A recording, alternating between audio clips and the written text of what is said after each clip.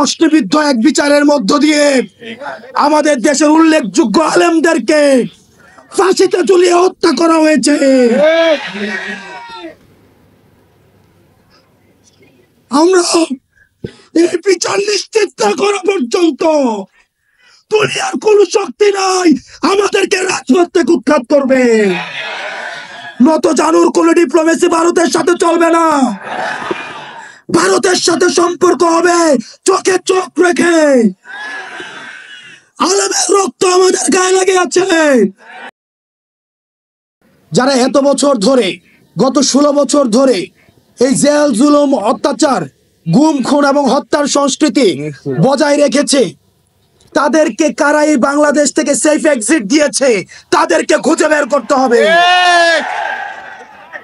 কাদেরকে ক্যান্টনমেন্টে আশ্রয় প্রশ্রয় দেওয়া হয়েছে, কারা এদের সাথে জড়িত, তাদেরকে খুঁজে বের করতে হবে।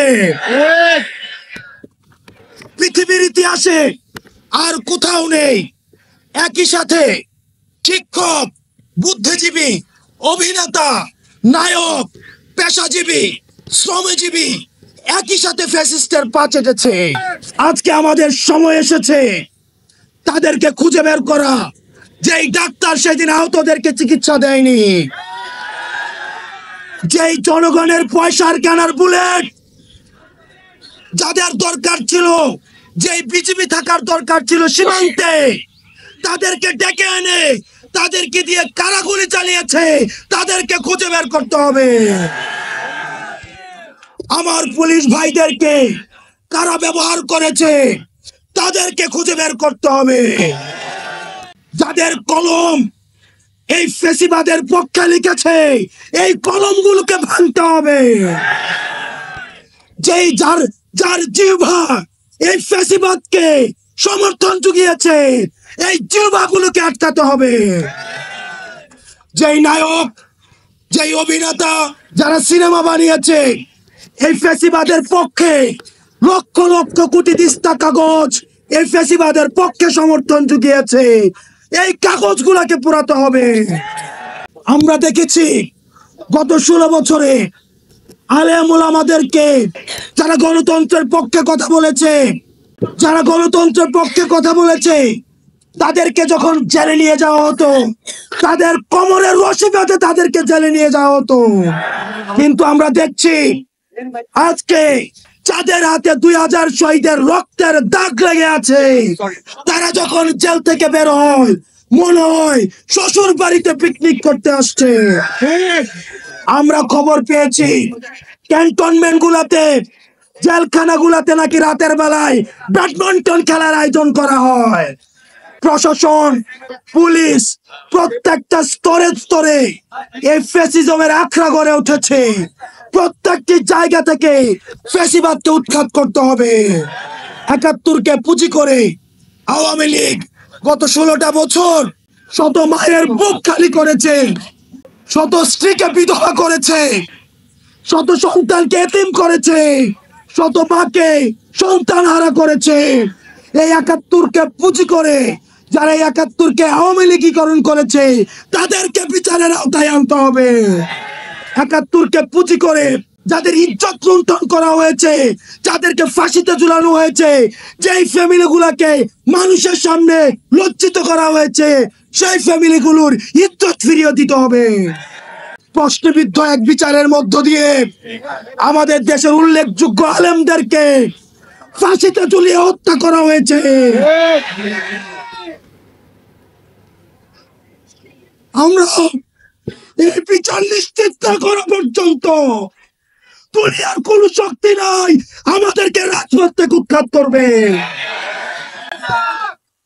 প্রিয় সহযোদ্ধ, আপনারা জানেন ক্ষমতার লোভে অনেক রাজনৈতিক দল আওয়ামী লীগকে মাফ করে দেওয়ার আলাপ তুলেছে।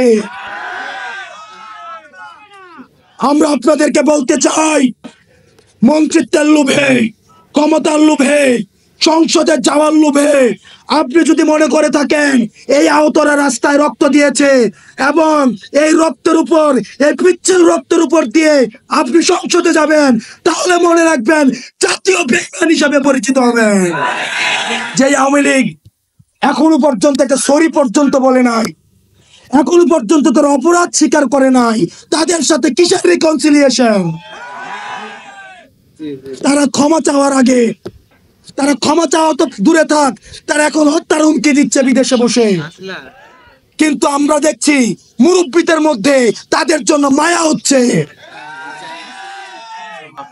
মনে রাখবেন, যারা এই রিকনসিলিয়েশনের আলাপ তুলছেন, আওয়ামী লীগকে নির্বাচনে দেখতে চাচ্ছেন, আপনারা ক্ষমতামুখী, আর আমরা আহত এবং যারা জীবন্ত শহীদ আমরা হচ্ছে জনতামুখী।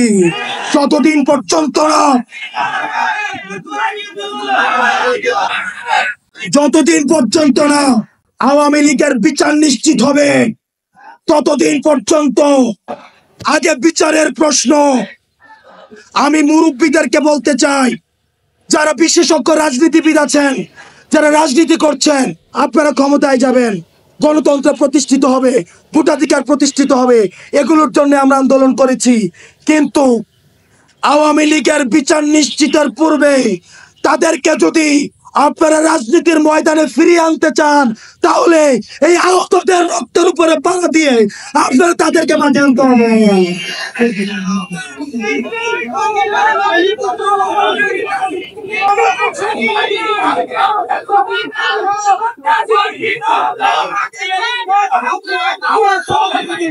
প্রিয় সহযোদ্ধা, প্রিয় সহযোদ্ধা, আপনারা জানেন আমাদের এই পার্শ্ববর্তী দেশ এখন বাংলাদেশ যাদেরকে জঙ্গি স্বীকৃতি দিয়েছে, তাদেরকে এখন পার্শ্ববর্তী ভারতে আশ্রয় দিচ্ছে। এই ভারতের বেতনভুক্ত কর্মচারী শেখ হাসিনা ভারতের প্রেসক্রিপশনে এই গুম, খুন, হত্যাকাণ্ডগুলোকে চালিয়েছে। এখন আমরা ভারতকে বলতে চাই, ভারত যেন সেফ হাউস অফ টেররিস্ট না হয়ে ওঠে। আমরা ভারতের সাথে আর কোন নীল ডাউন ডিপ্লোমেসিতে যেতে চাই না। নত জানুর কোন ডিপ্লোমেসি ভারতের সাথে চলবে না। ভারতের সাথে সম্পর্ক হবে চোখে চোখ রেখে। আলমের রক্ত আমাদের গায়ে লেগে আছে, আহতর রক্ত আমার গায়ে লেগে আছে। আমার ভাই ইলিয়াস গুম হয়েছে, তাদের দুঃখ স্মৃতি আমাদের মনে আছে। তাদের রক্তের উপর দাঁড়িয়ে ভারতের সাথে কোন নতজান সম্পর্ক আর হবে না।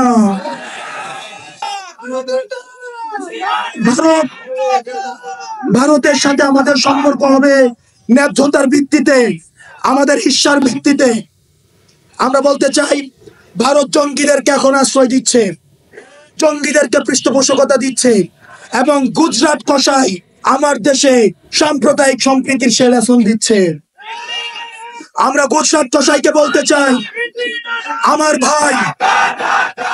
আমার ভাই আবু আলিফকে দিন দুপুরে রাস্তায় ফেলে জবাই করা হয়েছে। জবাই করার পরেও আমাদের বাংলাদেশে আলেম সমাজ আমরা ধৈর্যের পরিচয় দিয়েছি। এটি হচ্ছে গণঅভ্যুত্থানের শক্তি। আমরা ভারতের কোন ষড়যন্ত্রে আমরা পাড়া দেই নাই। ভারত চেয়েছিল আমাদের যারা বন্ধু হিন্দু ভাই, আমাদের যারা সংখ্যালঘু রয়েছে, তাদের সাথে আমরা সংঘর্ষে জড়াই, কিন্তু আমরা ভারতের কোন ষড়যন্ত্রে আমরা পা দেই নাই। এই বাংলাদেশে সংখ্যালঘু তারাই যারা বাংলাদেশের বিপক্ষে। আমার কোন হিন্দু ভাই সংখ্যালঘু না, আমার কোন বৌদ্ধ ভাই সংখ্যালঘু না, আমার কোন পাহাড়ি ভাই সংখ্যালঘু না। বাংলাদেশের বিপক্ষে যারা, তারাই হচ্ছে সংখ্যালঘু। আসাদুজ্জামান খান কামালকে যখন পুলিশ দেখাচ্ছে, এই ছেলেগুলাকে একটা বুলেট মারা হয় আর 10টা দাঁড়িয়ে যায়।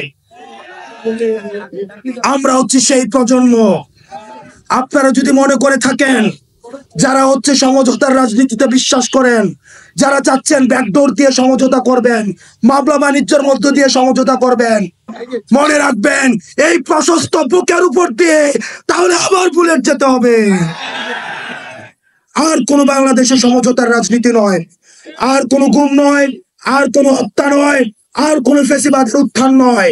যেখানে ফ্যাসিবাদের উত্থান হবে সেখানেই আমরা একসাথে লড়বো। ওই আপোষটা রাজপথ, দালালি না রাজপথ, দালালি না রাজপথ, দালালি না রাজপথ, আপোষটা সংগ্রাম, আপোষটা সংগ্রাম, দালালি না রাজপথ, মাতৃভূমি অথবা মৃত্যু। আসসালামু আলাইকুম রহমতুল্লাহ।